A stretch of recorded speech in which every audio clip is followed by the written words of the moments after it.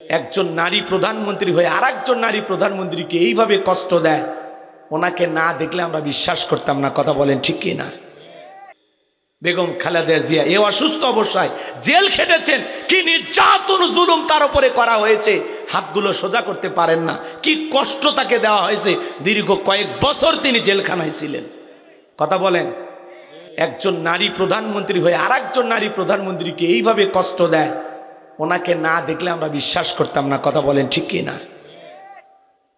আল্লাহ, তোমার এই বান্দি অসুস্থ বেগম খালেদা জিয়া, আল্লাহ যেন তাকে শেফায়ে কামিল আজেলা দান করেন। একটু জোরে বলেন আমিন। আচ্ছা, সাবেক প্রধানমন্ত্রী, তিনবারের প্রধানমন্ত্রী, আপসহীন নেত্রী যাকে বলা হয়, বেগম খালেদা জিয়া প্রচণ্ড অসুস্থ। সারা দেশের মানুষ তাকে দোয়া করতেছেন, দল মত নির্বিশেষে সবাই তাকে মহাব্বত করেন। কথা বলেন, ইনি আলেমদেরকে বড় মহাব্বত করতেন, বিশেষ করে কোরআনের পাকে আল্লামা সাইদি হুজুরকে অনেক ভালোবাসতেন। কথা বলেন, আলেমদের প্রতি তার একটা সুনজর ছিল। বেগম খালেদা জিয়া যত বছর ক্ষমতায় ছিলেন, ইসলামের বিরুদ্ধে তিনি কোনো ধরনের কাজ করেননি। যত কাজ করেছেন সব ইসলামের পক্ষেই। আল্লাহু আকবার বলেন। উনি আলেম বিদ্বেষী ছিলেন না, ইসলাম বিদ্বেষী ছিলেন না। এই জন্য এদেশের লক্ষ লক্ষ মানুষ চোখের পানি ছেড়ে দিয়া তার জন্য দোয়া করতেছে। কথা বলে ঠিক কিনা? আইসিইউতে ভর্তি আল্লাহর বান্দি, সাবেক প্রধানমন্ত্রী, দেশ নেত্রী বেগম খালেদা জিয়া। আল্লাহর কাছে দোয়া করি আমরা, আল্লাহ পাক তাকে শেফায়ে কামিল আজেলা দান করেন। একটু জোরে বলেন আমিন। যিনি এদেশে বেশ কয়েকবার ক্ষমতায় থাকার পরেও ইসলাম আলাদেরকে কখনো কষ্ট দেয়নি, আলেমদেরকে কখনো কষ্ট দেননি, তার দ্বারা এই দেশের কোনো আলেম লাঞ্ছিত হয়নি। কথা বলেন ঠিক কি না? এই জন্য দেশের মসজিদ মাদ্রাসা থেকে বিভিন্ন প্রোগ্রাম থেকে দোয়া করা হচ্ছে, তার দলের নেতাকর্মীরা দোয়া করতেছেন। মির্জা ফখরুল, মির্জা আব্বাস সাহেব নিজে মুনাজাত করে যা তা কান্নাকাটি করতেছেন, সেই কান্নাকাটি করতেছেন। আজকে তিনি অসুস্থ, তার ছেলেটা দেশের বাইরে, যিনি বিএনপির ভারপ্রাপ্ত চেয়ারম্যান, ভবিষ্যৎ বিএনপির কর্ণধার জনাব তারেক রহমান দেশে আসবেন এমন পরিবেশ। উনি একটা ফেসবুকে পোস্ট দিয়েছেন যে মনে তো চায় এই অবস্থায় মায়ের পাশে দাঁড়ায়, কিন্তু কিছু কারণে আমি যেতে পারতেছি না। ওনারাই জানেন কি কারণ, কি ব্যাপার। তবে এই সময় একজন সন্তানের মায়ের পাশে থাকা খুব জরুরি। কথা বলে ঠিক কি না? হায়াত মৌতের দুনিয়া বাজান, কে কখন চলে যাবে আমরা জানি না। প্রধানমন্ত্রী মারা যাবে, দেশের জনগণও মারা যাবে। কথা বলেন ঠিক কিনা? কেউ বেঁচে থাকবে না। এই দুনিয়া তো বেঁচে থাকার জায়গা না। দাদা চলে গেছে, বাবা চলে গেছে, আমরা একদিন চলে যাব। এই যে কবরস্থানে উন্নতিকল্পে মাহফিল, আমি আগেই বলেছি কবরকে কেন্দ্র করে আমার কিছু আলোচনা হবে, একটু অপেক্ষা করেন। কষ্ট হবে আপনাদের, আমার কথা কি আপনারা কষ্ট পাচ্ছেন? আমার ভাইয়েরা, সারা দেশের বিভিন্ন দলের নেতাকর্মীরা, জামাতের নেতাকর্মীরা তাকে দেখতে যাচ্ছেন। পাশাপাশি এনসিবির যারা নতুন দল ঘুরছে, হাসনাত আবদুল্লাহ, তারাও আজকে দেখতে গেছেন। উনি বারবার বলতেছেন যে আল্লাহর কাছে আমি দোয়া করি, আল্লাহ যেন হাসিনার ফাঁসি হওয়ার আগ পর্যন্ত বেগম খালেদা জিয়া যেন বেঁচে থাকে। এই হাসনাত আবদুল্লাহর সাহস বেশি। কথা কম। উনি আবার ওনাকে দেখে বলতেছেন অন্তত ওনার ফাঁসিটা যেন উনি দেখে যেতে পারে, এরকমভাবে দোয়া করতেছেন। তো যাই হোক, আমরা এতটুকু বলতে চাই, উনি দেশের কল্যাণে যত ভালো কাজ করেছেন আল্লাহ সব যেন কবুল করেন। একটু জোরে বলেন না আমিন। অসুস্থ হয়ে আইসিইউতে ভর্তি, কি হবে আমরা জানি না, কি হবে আমরা জানি না। গত দুদিন ধরে প্রচণ্ড অসুস্থ, ডাক্তাররা বলতেছে অবস্থা খুবই অবনতি, উন্নতি হচ্ছে না, অবস্থা খুবই খারাপ।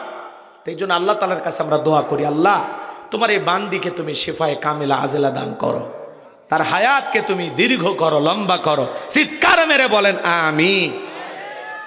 আমার কথা কি বুঝতে পারতেছেন? ওনার জন্য কেন দোয়া করলাম বুঝতে পারছেন? কারণ উনি এই দেশে ইসলামের বিরুদ্ধে একটি কাজও করেনি। কথা বলেন না কেন? যা করেছেন ইসলামের কল্যাণে করেছেন। ওনার স্বামী শহীদ প্রেসিডেন্ট জিয়াউর রহমান সংবিধানে বিসমিল্লাহ ঢুকাইছেন। কথা বলেন ঠিক কি না? আর বিগত 16 বছর যারা ছিল খালি বিসমিল্লাহ কাটপের চায়। কথা কন, কথা বোঝেন না। এক ওই যে টাকলা মুরেদ খালি বিসমিল্লাহ কাটপের চায় না, ইসলাম বাদ দিবের চায় না, মাথার ওপর ফ্যান পরে সাইজ করছে আল্লাহ। কথা কন ঠিক কি না? আর গোপন তত্ত্ব ফাঁস করে পুরো জাতির সামনে আল্লাহ ওকে লাঞ্ছিত করেছে। কথা বলেন ঠিক কিনা? এজন্য মনে রাখবেন, যারা ইসলাম নিয়ে খেলতে আসবে আল্লাহ পুরো পৃথিবীর সামনে তাদেরকে লাঞ্ছিত করবে। কথা বলেন ঠিক কিনা? ইসলাম ছিল, আছে, থাকবে। ইসলামকে থামাইতে আসবে যারা, আল্লাহ তাদেরকে থামিয়ে দেবে। কথা বলেন ঠিক কিনা? তাহলে উনিও প্রধানমন্ত্রী, ইনিও প্রধানমন্ত্রী। একজন পালিয়ে গেছে, দেশের মানুষ সুবহানাল্লাহ কয়। তার তৈরি করা ট্রাইব্যুনালে ফাঁসি রায় হয়, জনগণ মিষ্টি কিনা খায়। আর ইনিও তো প্রধানমন্ত্রী, দেশনেত্রী বেগম খালেদা জিয়া। এ অসুস্থ অবস্থায় জেল খেটেছেন। কি নির্যাতন জুলুম তার উপরে করা হয়েছে, হাতগুলো সোজা করতে পারেন না। কি কষ্ট তাকে দেওয়া হয়েছে, দীর্ঘ কয়েক বছর তিনি জেলখানায় ছিলেন। কথা বলেন, একজন নারী প্রধানমন্ত্রী হয়ে আর একজন নারী প্রধানমন্ত্রীকে এইভাবে কষ্ট দেয়, ওনাকে না দেখলে আমরা বিশ্বাস করতাম না। কথা বলেন ঠিক কি না? আল্লাহ তোমার এই বান্দি অসুস্থ বেগম খালেদা জিয়া, আল্লাহ যেন তাকে শেফায়ে কামিল আজেলা দান করেন। একটু জোরে বলেন আমিন। আর একটু জোরে বলেন আমিন। আমার ভাইয়েরা গভীর মনোযোগ দিয়ে কথাগুলো শুনবেন।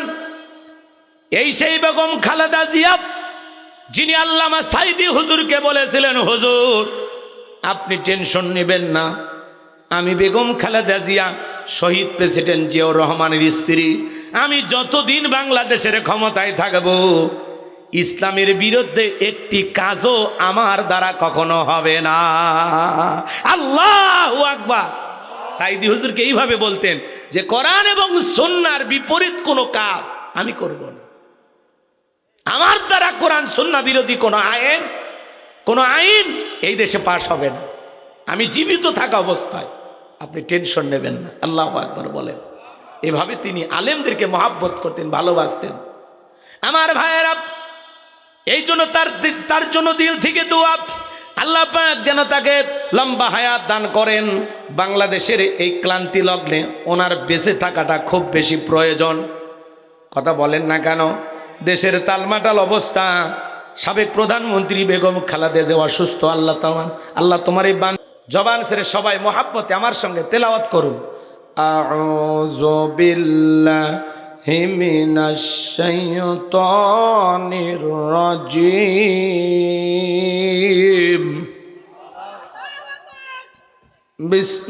বিসমিল্লাহির রাহমানির রাহিম। বিতাড়িত মোর্দার শয়তানের কাছ থেকে আল্লাহ পাকের কাছে আশ্রয় প্রার্থনা চাচ্ছি। পরম করুণাময় দয়ালু আল্লাহ তাআলা নামে শুরু করছি। সূরার নাম মুলক। সূরার নাম মুলক, মনে থাকবে তো ইনশাআল্লাহ। মুলক। এদিকে খেয়াল করেন, আমার দিকে তাকান। আল্লাহর কোনো বান্দা যদি সূরা মুলক নিয়মিত আমল করে, কঠিন কিয়ামতের ময়দানে এই সূরাটি তিলাওয়াতকারীর ব্যক্তির পক্ষ নিয়ে আল্লাহর সাথে ঝগড়া করবেন। সুবহানাল্লাহ বলবেন। কোরআন যদি কারো পক্ষে আল্লাহর সাথে ঝগড়া করে, তার তকদির ভালো না খারাপ? আপনারা কি চান কোরআন আপনার পক্ষে সুপারিশ করুক? চান? আপনারা চান? তাহলে পড়ার দরকার আছে না নাই? আমলের দরকার আছে না নাই? মাত্র 30টি আয়াত যদি প্রত্যেক দিন নিয়মিত আমল করতে পারেন, সূরা মুলক যারা নিয়মিত তিলাওয়াত করবে, আল্লাহ তাআলা তাদের কবরের সলজবকে সহজ করে দিবেন। বলুন সুবহানাল্লাহ। আল্লাহ আমাদের এই কথাগুলো আমল করার তৌফিক দান করেন। জোরে বলেন আমিন। সম্মানিত ভাইয়েরা আমার আল্লাহ রাব্বুল আলামিন বলেন, তাবারাকাল্লাযী বিয়াদিহিল মুলকু ওয়া হুয়া আলা কুল্লি শাইইন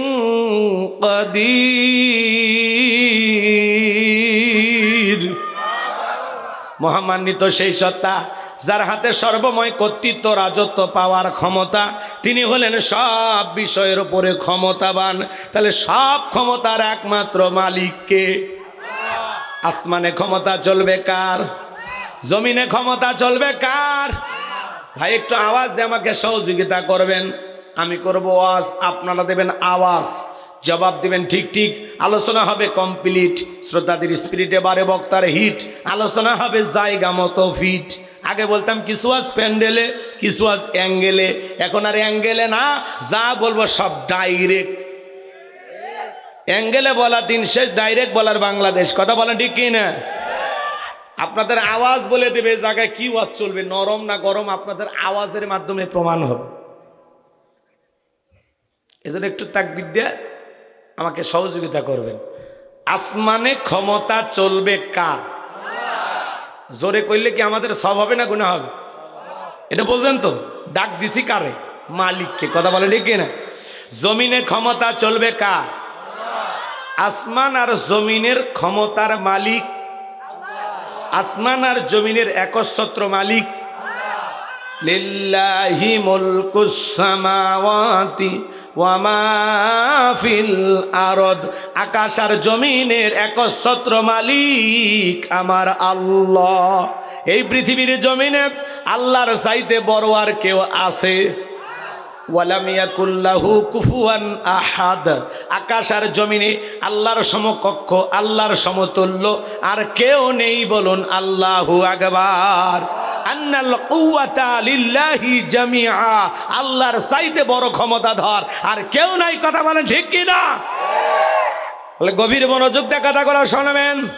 যারা বলে ক্ষমতার উৎস জনগণ, ওরা পাম দিয়া ফুলায়, ওরা পাম দিয়া ফুলাই।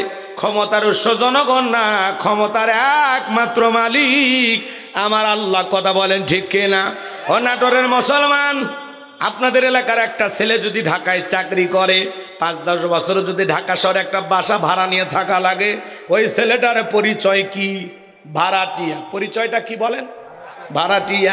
এই পৃথিবীর জমিনে যত মানুষ ক্ষমতার চেয়ারে বসুক না কেন বাজান, কাউকে 5 বছর, কাউকে 10 বছর, কাউকে 20 বছর আল্লাহ ক্ষমতার চেয়ারটা ভাড়া দেয়।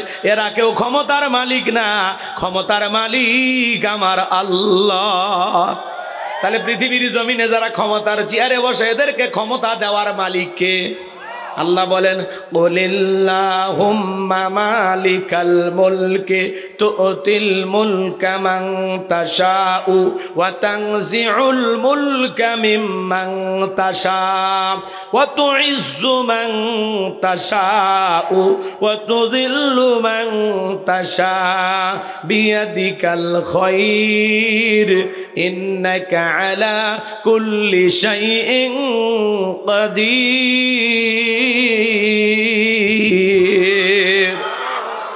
সূরা আলে ইমরান আয়াত নাম্বার 26 আল্লাহ রাব্বুল আলামিন জানিয়ে দিলেন, রাজত্ব দেওয়ার মালিক আমি আল্লাহ, ক্ষমতার চেয়ারে বসানোর মালিক কে?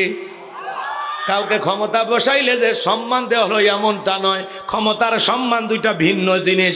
এই পৃথিবীর জমিনে অনেক মানুষকে আল্লাহ ক্ষমতার চেয়ারে বসাইয়াও জুতার বাড়ি খাওয়ায় বিদায় করছে। কথা কন ঠিক কিনা? শ্রীলঙ্কার দিকে তাকায় দেখলেন না? জনগণের উপরে জুলুম করার কারণে, অত্যাচার করার কারণে জনগণ নেতাকে বাগে পায়া কাপড় খুলে ক্ষমতার চেয়ার থেকে নামাইছে। ভাগ্যিস ভালো সেদিন হাফ প্যান্ট পরা ছিল, তাছাড়া নতুন এক ইতিহাসের সৃষ্টি হতো। নেপালের প্রেসিডেন্ট পালিয়ে গেল, এদেশেও যিনি ক্ষমতার দাম্ভিকতা অহংকারে ডুবেছিলেন, উনিও ভাঙ্গা একটা হেলিকপ্টার নিয়ে ভারতে পালিয়ে গেছেন। কথা বলেন ঠিক কিনা? এজন্য ক্ষমতা কারো চিরকাল না বাজার। যারা ক্ষমতা পেয়ে দুনিয়ার জমিনে আদল ইনসাফ প্রতিষ্ঠিত করে, ন্যায় বিচার কায়েম করে, মানুষের অধিকার প্রতিষ্ঠিত করে, মানবতার কল্যাণে, ইসলামের কল্যাণে ভালো ভালো কাজ করে, ইতিহাসের সোনালী পাতায় তাদের নাম লেখা থাকে। দিকে তুমি শেফায়ে কামেলা জেলা দান করুন। জোরে বলেন আমিন। আমার ভাইয়ের, আমি যে কথা বলতে চাচ্ছিলাম, বলেন তো বাজান, ক্ষমতার চেয়ারে বসানোর মালিককে? কথা কি ভুলে গেছেন আপনারা? আবার ক্ষমতা কেড়ে নেওয়ার মালিককে? অত ইজ্জু মান তাশা ওয়া তুযিল্লু মান তাশা, সম্মান দেওয়ার মালিককে?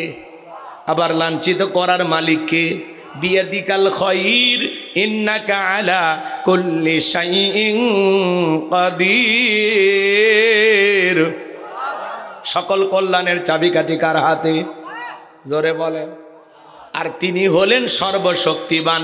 তাহলে সব ক্ষমতার একমাত্র মালিক কে? তাহলে আসমান আর জমিনের সকল ক্ষমতার একমাত্র চাবিকাঠি আল্লাহর হাতে। আল্লাহর চাইতে বড় আর কেউ কেউ, আর তিনি সবচাইতে বড় ক্ষমতাধর। এই জন্য আল্লাহ তাআলা বলেন, তাবারাকাল্লাযী বিয়াদিহিল মুলকু ওয়া হুয়া আলা কুল্লি শাইইন কাদির। মহামান্বিত সেই সত্তা যার হাতে সর্বময় কর্তৃত্ব রাজত্ব পাওয়ার ক্ষমতা, তিনি হলেন সব বিষয়ের উপরে ক্ষমতাবান। এই পুরো পৃথিবীর ক্ষমতা আল্লাহ তাআলা চারজন মানুষকে দিয়েছিলেন। জোরে বলেন কয়জন? চারটা আঙ্গুল তুলে বলেন তো কয়জন? একটু জোরে বলেন কয়জন? পুরো পৃথিবীর ক্ষমতা আল্লাহ চারজন মানুষকে দিয়েছিলেন বাজান। ও ভাইয়েরা আমার, পুরো পৃথিবীর ক্ষমতা তো দূরের কথা, ছোটখাটো বাতি নেতার গরম এলাকায় থাকা যায় না। কয় আমারে চিনিস? আমি অমুক নেতার আপন খালাতো বোন, তার ছোট মেয়ে বিয়ে করেছি, কি হাইব্রিড পরিচয়। কথা বলেন না কেন? আমার ভাইয়েরা, কত নেতা গরম দেখাইলো, আজকে সব গরম ঠান্ডা হয়ে গেছে। কথা কন ঠিক কিনা? এজন্য বেশি বাড়াবাড়ি করবেন না। আল্লাহ যদি 3 বার বমি দেয়, পেছনের দরজা একবার ঢিল করে দেয়, দাঁড়ায় থাকতে পারবেন না। স্ত্রী সকালবেলা স্বামীকে দেখতে গেছে, স্বামী তোমার শরীরের কি অবস্থা? কয় মা তুই দোয়া কর। বড় ছেলে দেখতে গেছে, কয় আব্বা কি খবর? কয় বড় ভাই তোমাকে চিনতে পারলাম না। এজন্য বেশি মাতবাড়ি করবেন না, আল্লাহ অবস্থায় এমন করে দেবে, বউ বাচ্চাকে চেনার টাইম দেবে না। কথা বলেন ঠিক কি না? আমার ভাইয়েরা, এরকম একটা পাতি নেতা ছিল মক্কায় বিশ্বনবীর জামানায়, যার নাম ছিল মহাবীর আমর। আমাদের বর্তমান সমাজে যেরকম চেয়ারম্যান মেম্বার বলা হয়, তখন তাদেরকে বলা হতো গোত্রীয় লিডার, দলপতি, মণ্ডল মাতাব্বর।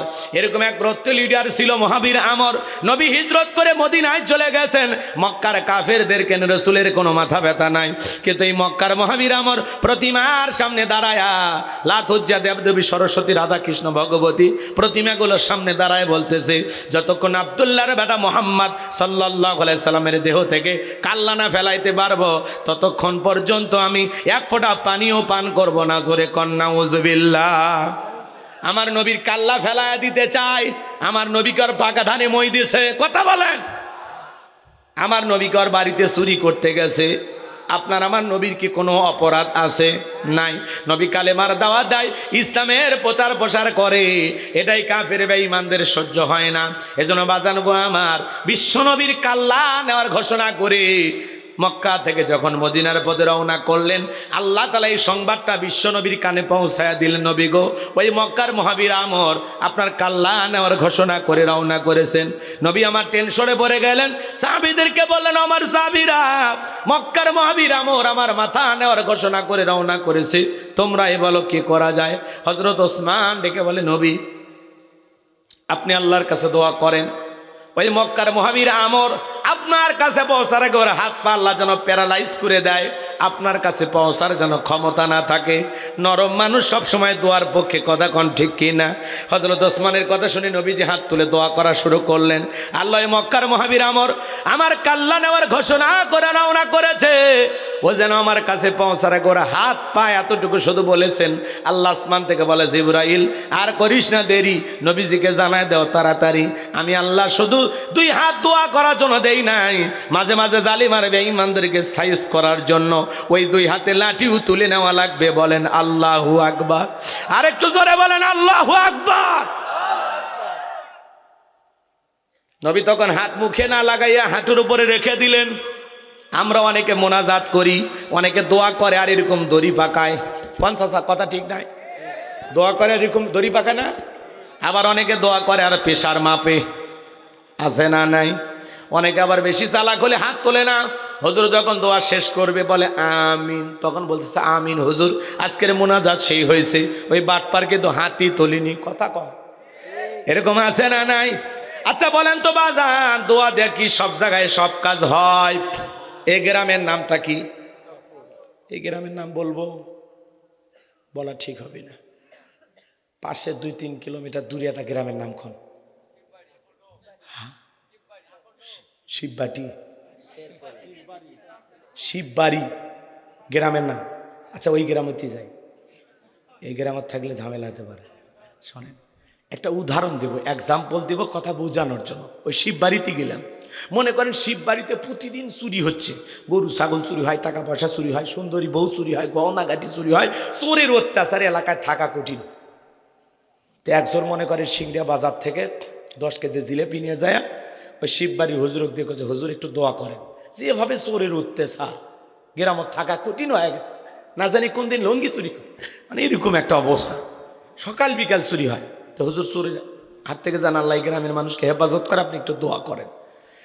এবার হুজুর জিলেপি পাইয়া এশার নামাজ পড়ে হাত তুলে দোয়া করে, আল্লাহ চোরের হাত থেকে শিববাড়ির মানুষকে হেফাজত কর। আল্লাহ গহনা গাটি গরু ছাগল সুন্দরী বউ কিচ্ছু থাকতেছে না, সব চুরি হয়ে যাচ্ছে। আল্লাহ চোরের হাত থেকে তুমি একটু হেফাজত করো। চোরও জিলেপির গন্ধ পাইয়া মসজিদে এসে কয় আমিন আমিন আমিন, কথা কয় না কেন? আচ্ছা চোর কি বাইরের গ্রামে থাকে না, ওই গ্রামের দুই একজন থাকা লাগে?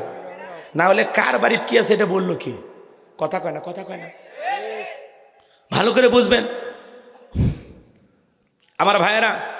এইবার হুজুর যদি ওই জায়গায় ওইভাবে জিলেপি পায়া দোয়া না করে বলতো, এই শিববাড়ির যুবকেরা, এই গ্রামে ঢোকার 4টা রাস্তা আছে, 4 রাস্তার মনে মাগরিব থেকে ফজর পর্যন্ত বাংলার লাঠি নিয়ে 7 জন করে যুবক রাস্তার মোড়ে মোড়ে দাঁড়ায় থাকবা, চোরকে দেখা মাত্রই ওই লাঠি দিয়ে এমন পিটান পিটাইবা যাতে 6 মাসে মাজানা সোজা করতে পারে। কথা বলেন ঠিক কিনা? তাহলে চোর কি হাত তুলে আমিন কইতো নাকি তওবা করে ভালো হয়ে যেত? এজন্য চুরি বন্ধ করতে হলে দোয়ার মুনাজাত দিয়ে আটকেবে না, চুরি বন্ধ করতে হলে লাগবে শক্ত আইন। আর আজ থেকে 1500 বছর আগে আল্লাহ সে আইন দিয়েছেন, ওয়াসসারিকু ওয়াসসারিকাতু ফাকতাউ আইদিয়াহুমা জাযাআম বিমা কাসাবা নাকালাম মিনাল্লাহ। সূরা মায়েদার 38 নম্বর আয়াতে আল্লাহ আইন দিয়েছেন, চোর পুরুষ হোক আর নারী হোক, আল্লাহর বিধান, আল্লাহর ফয়সালা। অপরাধ যদি প্রমাণিত হয় চোরের হাত কেটে দাও। একটা চোরের হাত কেটে বাইতুল মোকাররমের সামনে নিয়ে যায় সোশ্যাল মিডিয়ার মাধ্যমে যদি ফালাও করে করা হতো, বাংলার পার্লামেন্টে আইন পাস করা হলো, চুরি করলে চোরের হাত কেটে দেওয়া হবে। ওই ভিডিও ফুটেজ ঘন্টার পর ঘন্টা প্রত্যেকটা চ্যানেলে যদি দেখানো হইতো, 24 ঘন্টায় বাংলাদেশের চুরি বন্ধ হয়ে যেত। কিন্তু কে শোনে কার কথা? আজও গেল না মনের ব্যথা। এখন উচিত কথা যদি কই পিঠার উপর দিয়া যাবি মই, এ আনন্দে কিছু লোক কিনা খাবে বগুড়ার স্পেশাল দই। কথা কন ঠিক কিনা? যত দোষ নন্দ ঘোষ, 70টা বললে দোষ, করলে অন্যায়ের প্রতিবাদ, নামটা হবে তোমার মৌলবাদ, নামটা হবে তোমার জঙ্গিবাদ। কথা বলেন। আল্লাহর আইন নেতা কেন চালু করতে চায় না? গ্রাম অঞ্চলে একটা কথা আছে না, সরিষাই ভূত। নেতা আল্লাহর আইন চালু করবে না, কারণ নেতা জানে আমি হাত দিয়ে যে পরিমাণে দুর্নীতি করছি, প্রথম হাত নেতারটা কাটা যাবে। পানি তো ওপর থেকেই নিচে গড়ায়, ওপর থেকে দুর্নীতি শুরু হয়, গ্রামের মেম্বার পর্যন্ত দুর্নীতি করে। কথা কন। এক এমপি মন্ত্রী দুর্নীতি করে কোটি কোটি টাকা বিদেশে পাচার করেছে। বিদেশে বেগম পাড়া বানাইছে, কানাডায় বাড়ি বানাইছে, সুইস ব্যাংকের অ্যাকাউন্টে টাকা জমাইছে। কথা বলেন। এই দেশ থেকে 11 লক্ষ কোটি টাকারও বেশি দুর্নীতি হয়েছে। এই জন্য বাজান আল্লাহর আইন ওরা চালু করবে না। স্বাধীনতার 54 বছর কেটে গেল, বাংলাদেশে 12টা প্রধানমন্ত্রী আপনারা পাইলেন, আগামীতে 13তম প্রধানমন্ত্রী হবে। কিন্তু নামাজের ন্যূনতম বিল এই 95% মুসলমানের দেশে কোনো নেতা পার্লামেন্টে পাশ করলো না। কথা বলে ঠিক কিনা? এই জন্য আগামীতে বুঝে শুনে পা ফেলা লাগবে। সৎ যোগ্য নির্ভীক আল্লাহওয়ালাদেরকে সমাজের নেতা বানানো লাগবে। কথা বলে ঠিক কিনা? খালি মোসার ভুরি দেখে নেতা বানান, খালি মোসার ভুরি দেখে নেতা বানান না, ভালো মানুষ দেখে বানান। কথা কন। রাগ করেন করলে সমস্যা কি? জীবনের শেষ মনে করে আজকে ওয়াজ করব, ওয়াজও করব, অসও করব। কথা কয় না, কথা কয় না। তেল তেলা ওয়াজ খালি করলে হবে? যুগের পরিবর্তন হয়েছে। কথা কন ঠিক কিনা? আমার কথাকে আপনারা কষ্ট পাইছেন? তাহলে চুরি বন্ধ করতে হলে লাগবে কার আইন? এদের পুলিশ সাহেব পাশে বসে আছে, বলেন তো এদেশে চুরি কম না বেশি? উনি একজন পুলিশ সুপার। আরে ভাই, এই দেশের অলিতে গলিতে রাস্তাঘাটে প্রশাসনের ভাইয়েরা বউ বাচ্চা বাদ দিয়া রাস্তার মধ্যে ডিউটি করতেছে যাতে চুরি না হয়। যে জায়গায় দাঁড়ায় আছে ওই জায়গায় চুরি হচ্ছে না, 1/2 কিলোমিটার দূরে যায় চোর ঠিকই চুরি করতেছে। কথা কন ঠিক কিনা? এই জন্য বাজান পুলিশ দিয়া, র্যাব দিয়া আর বিজিবি সেনাবাহিনী দিয়ে দেশে চুরি বন্ধ করতে পারবেন না। মাঝে মাঝে ঘরে বাড়িতে দোকানপাটে সিসি ক্যামেরা লাগানো আছে, স্বর্ণের দোকানে দোকান লুটপাট করে যায়, সিসি ক্যামেরা পর্যন্ত চুরি হয়ে যায়। কথা কন ঠিক কিনা? এজন্য এই দেশে চুরি বন্ধ করতে হলে লাগবে একমাত্র আল্লাহর আইন। কথাকে বুঝাইতে পারলাম? আল্লাহর আইন এই জমিনে চালু হোক। আপনারা কি চান? কারা কারা একটু হাত তুলে দেখান তো দেখি। লিল্লাহি তাকবীর। মানুষের তৈরি করা তন্ত্র মন্ত্র দিয়ে সমাজে শান্তি প্রতিষ্ঠিত হবে না। হাত নামান। ডক্টর কামালের তৈরি করা সংবিধান দিয়া এদেশে শান্তি প্রতিষ্ঠিত হবে না। লেনিন কার্ল মার্ক্সের গণতন্ত্র দিয়া এদেশে শান্তি প্রতিষ্ঠিত হবে না। এই জমিনে শান্তি প্রতিষ্ঠিত হবে আল্লাহর সংবিধান, একমাত্র আল্লাহর কোরআন দিয়া। কথা বলেন ঠিক কিনা? কোন আইনে বান্দাকে সাইজ করা যায় আল্লাহর সাথে বেশি বুঝি আমরা। একটা লোকের হাত কাটেন কয় না, এগুলো ১,৫০০ বছরের আগে আইন, ১,৫০০ বছরের আগের আইন, এগুলো ব্যাকডেট, এগুলো চলবে না। আমরা তখন বলি এটা ব্যাকডেট না আপডেট, ওয়ান টেস্ট, একবার টেস্ট কর। কথা কয় না, এই একটা বার টেস্ট কর। কথা কয় না কেন? একবার না টেস্ট করে দেখো। এদেশের চুরি বন্ধ করার জন্য প্রশাসনের ভাইদেরকে এত দায়িত্ব নেওয়া লাগবে না। আল্লাহর আইনই যথেষ্ট চোরক সাইজ করার জন্য। কথা কন ঠিক কিনা? কিন্তু ওরা আল্লাহর আইন চালু করবে না, করলে ওদের যে পকেট ভরা রাজনীতি এটা হবে না। কথাকে আমি বুঝাইতে পারলাম? আল্লাহর আইন চায় না তার মানে ওরা দুর্নীতি করতে চায়, আর যারাই আল্লাহর আইন চায় তার ভাই বুঝবেন তারা দুর্নীতি করতে চায় না। এই জন্য ভাইরা আমার, বারবার দেশটাকে লুটে পুটে খাবে। স্বাধীনতার এত বছর কেটে গেল, সবাই খালি খাইতে আইলো। কথা কর, একটা ভালো মানুষ দরকার আছে না? আগামীতে একটু চিন্তা ভাবনা করবেন তো, সমাজের নেতা ভালো মানুষদেরকে বানাবেন তো। ঠিক আছে, এতটুকুই বললাম। বেশি গভীরে গেলে আবার রাগ করবেন, আর রাগ করলেও আমি কিছু মনে করব না। মন খারাপ করতেছেন মনে হয় আমার ভাইয়ের। আমি যে কথা বলতে চাচ্ছিলাম বাজান, হৃদয়ের কান পেতে কথাগুলো শুনে যান। জিবরাইল এসে বলে, নবী দোয়া কবুল হবে না, হাত নামায় নেন। নবী হাত নামায় নিলেন। নবী টেনশনে পড়ে গেলেন, এখন তাহলে কি করা যায়? জিবরাইল ডেকে বলে, নবী সাহাবীদের মধ্যে ঘোষণা করেন আপনার সাহাবীদের মধ্যে এমন কেউ কে আছে যে মক্কার মহাবীর আমরের মোকাবেলা করবে। নবী তখন এই কথা শোনার পরে সাহাবীদেরকে ডেকে বলেন, ও আমার সাহাবীরা, তোমাদের মধ্যে এমন কেউ কে আছে যে মক্কার মহাবীর আমরের মোকাবেলা করবা? নবীর কোনো সাহাবী দাঁড়ায় না। সর্বশেষ হযরত আলী দাঁড়িয়ে গেলেন। বলুন আল্লাহু আকবার। আলী যখন দাঁড়ায় গেছে, নবী ডেকে বলে, আলী রে, তুমি কি জানো ওই মক্কার মহাবীর আমর একবেলা খাবার খাই ২১ কেজি ৩.৫ মণ ওজনের তরবারি যুদ্ধ করে। এত বড় বীরের সামনে তুমি কেমনে যাবে? তুমি বসে পড়ো। হযরত আলী এইবার বসে বললেন। নবীজি দ্বিতীয়বার বললেন। আবারও হযরত আলী দাঁড়িয়ে গেছেন। নবী যখন তৃতীয়বার বলেছেন, ও আমার সাহাবীরা, তোমাদের মধ্যে এমন কেউ কে আছো যে আমরের মোকাবেলা করবা? আবারও হযরত আলী দাঁড়িয়ে গেছেন। বলেন আল্লাহু আকবার। নবী তখন দুইটা হাত বাড়ায় বলে, আলী রে, আয় আয় আমার বুকের ভিতরে আয়। এই কথা বলে নবী হযরত আলীকে বুকের সঙ্গে জড়ায় নিলেন। আর ডেকে বলে, আলী রে, এত বড় বীরের সামনে যাইতে চাস, তোর কি নিজের জানের প্রতি একটু মায়া দয়া নাই? হযরত আলী বলতেছে, নবী যে আপনার কাল্লা নেওয়ার ঘোষণা করে রওনা করেছে, আমার দিল সাক্ষী দেয়। আপনি শুধু আমাকে দোয়া করে ছেড়ে দেন। আমার ভিতরের ঈমান বলতেছে ওই আমর আপনার চেহারা দেখার আগে ওরে আমি জমিন থেকে বিদায় করে দেব। ইমানের একটা পাওয়ার থাকার দরকার আছে না নাই? আমার ভাইয়েরা, নবী তখন ডেকে বলে, আলী, খালি হাতে দোয়া করলে হবে না। ওসমান, তোমার বাড়ি থেকে তরবারে আছে। হযরত ওসমান ডেকে বলে, নবী আমার বাড়িতে তরবারি আছে ২৭ ইঞ্চি লম্বা। নবী বলে, যাও তরবারিটা নিয়ে আসো। হযরত ওসমান রাদিয়াল্লাহু তাআলা আনহু তরবারি এনে দিলেন। এখন তো তরবারি কথা শুনলেই বলে জঙ্গি। কথা কর, তরবারি কথা ওরা সহ্য করতে পারে না। হযরত ওসমান তরবারি এনে দিলেন। নবীজি হযরত আলীর হাতে নিজে তরবারি তুলে দিলেন। এইবার হযরত আলী তরবারি পায়ে মারছে দৌড়। দৌড়াইতে আমরের মুখোমুখি হয়ে গেছে। যখন আমর ডেকে বলে, কি রে পিচ্চি আলী, তুই কেন আমার সামনে? হযরত আলী বলতেছে, পিচ্চি নাকি পরে বুঝাইতেছি। জোরে কন মারহাবা। পিচ্চি নাকি পরে বুঝাইতেছি। কথা আছে, ছোট মরিচের ঝাল বেশি। হযরত আলী এবার দাগ টানতেছেন। দাগ টানা বোঝেন? কথা কয় না। তরবারিটা উঁচু করে এরকম দাগ টানতেছেন বা আগ টানতেছেন, আর একটা দোয়া পড়তেছেন। এই দোয়া পড়ে বাড়ির চতুর্দিকে যদি ফু দিতে পারেন, বড় বড় দুর্ঘটনার হাত থেকে আল্লাহ তাআলা আপনাদের পরিবারকে বাঁচাবেন। আল্লাহু আকবার বলেন। এবার দাগ টানতেছেন বাজান। এরকম দাগ টানা বা আগ টানা শেষ হয়ে গেল। তরবারিটা উঁচু করে বলতেছে, এই মক্কার কাফেরের বেটা আমর, তোর যদি সাহস থাকে দাগটা পার হয়ে নবীজির কাল্লা নিতে যা। এ আয় আয়। আল্লাহু আকবার বলেন। হযরত আলী যখন হুঙ্কার মারছে, খালি দাগটা পার হয়ে দেখা, এ আয় নবীর কাল্লা নিতে যাবি না, খালি দাগটা পার হয়, আয় আয় খেলা হবে, আয়। আল্লাহু আকবার বলেন।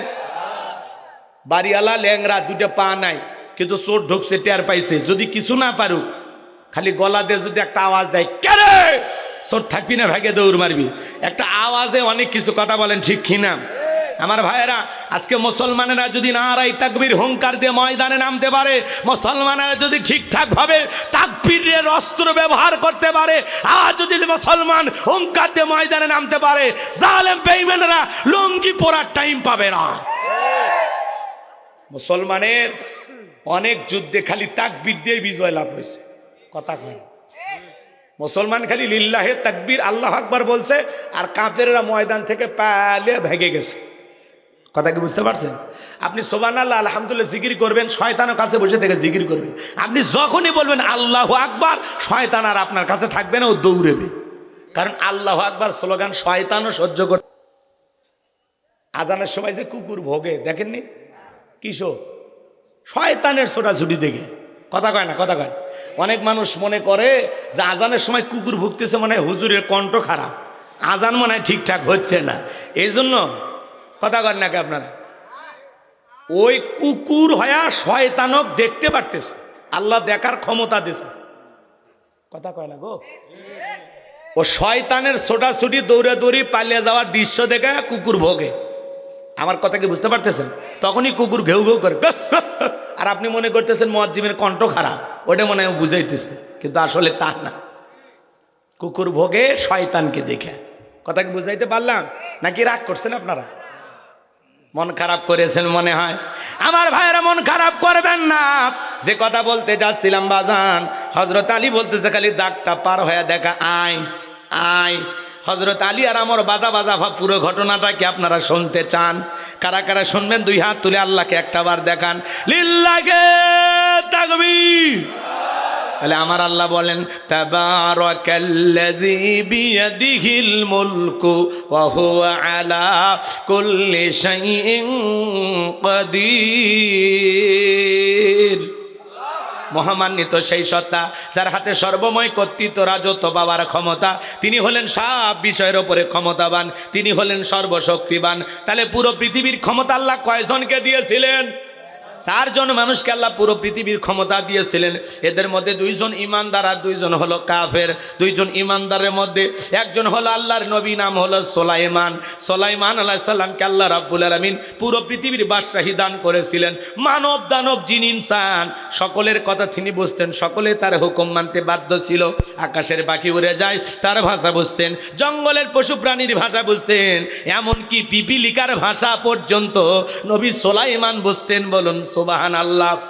আল্লাহ একটা তক্তের সিংহাসন দান করেছিলেন, বাতাসকে অর্ডার করা মাত্রই এই সিংহাসন যেখানে ইচ্ছা সেখানেই সিংহাসনটা ওড়াইয়া নিয়ে যাইতে পারতেন। বলুন আল্লাহু আকবার।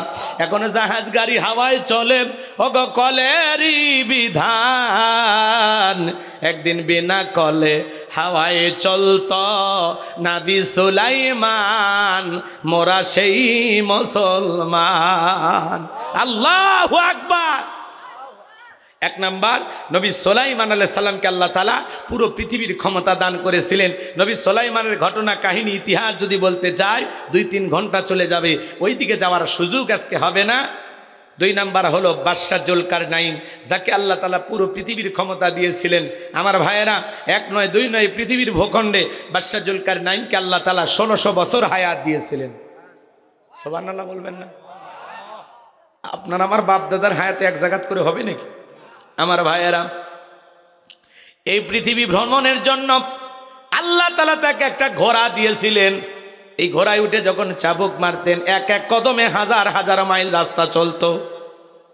এই পৃথিবীর সূর্য উদয় হইতে সূর্য অস্তগামী পর্যন্ত, পূর্ব থেকে পশ্চিমটা পর্যন্ত বাদশাহ জুলকারনাইনের ক্ষমতার এরিয়া বাজান। এজুজ মাজুজের জন্য যে বিশাল একটা প্রাচীর নির্মাণ করে দিয়েছিলেন যে বাদশাহ, সেই বাদশার নাম বাদশাহ জুলকারনাইন।